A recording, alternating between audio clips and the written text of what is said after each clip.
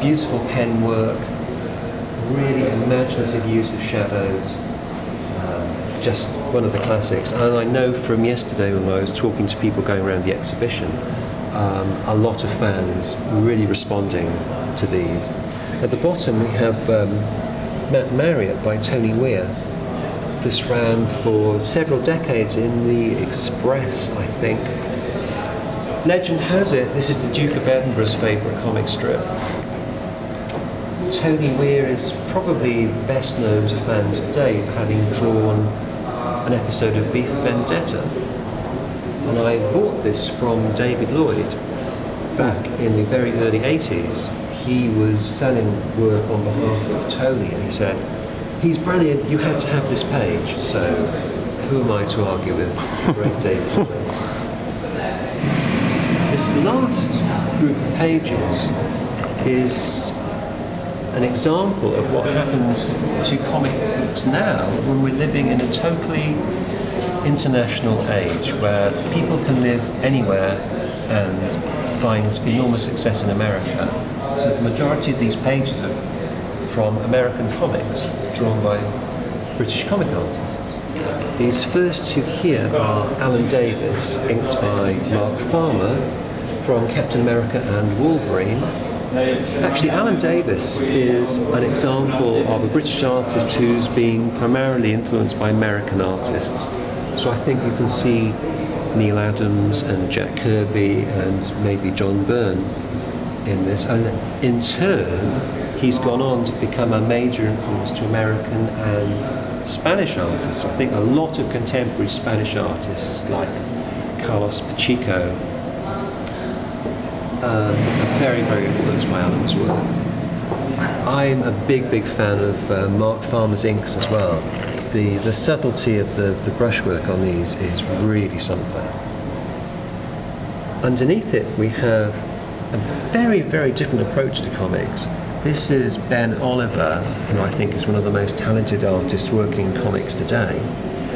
And this is a combination of, I think, possibly digital pencils, which is printed out in blue. You can just about see the occasional blue lines. He's then inked it.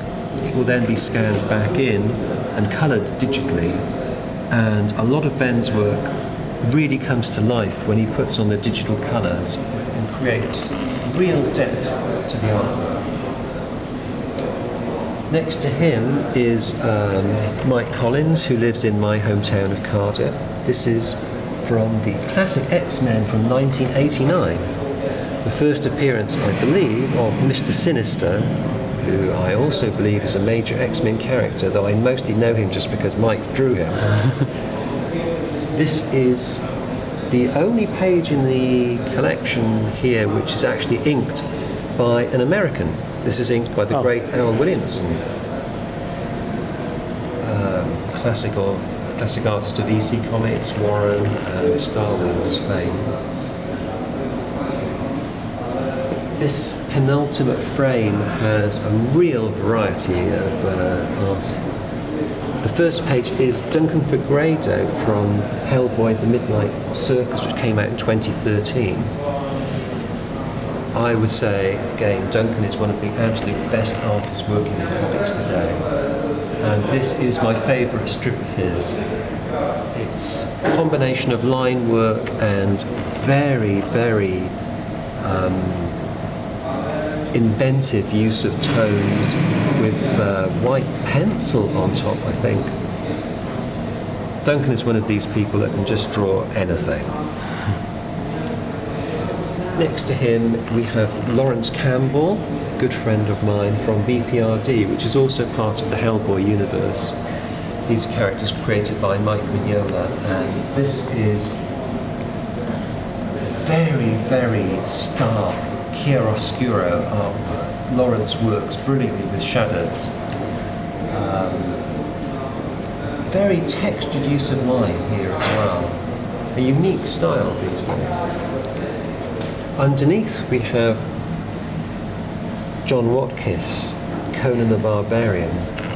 Very sadly, John Watkiss died earlier on this year, so I was determined to have something by him. he's somebody that's worked primarily in the film industry, working on storyboards, so he's not as well known for his comic work as he should be, and he's only worked in comics very sporadically.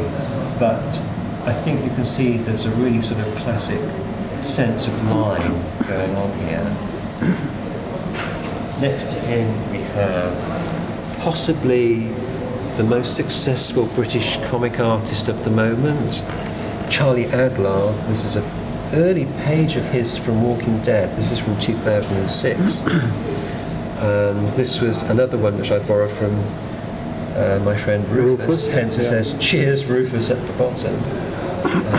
We don't have any zombies in it, but we do have the main character, the sheriff of the show.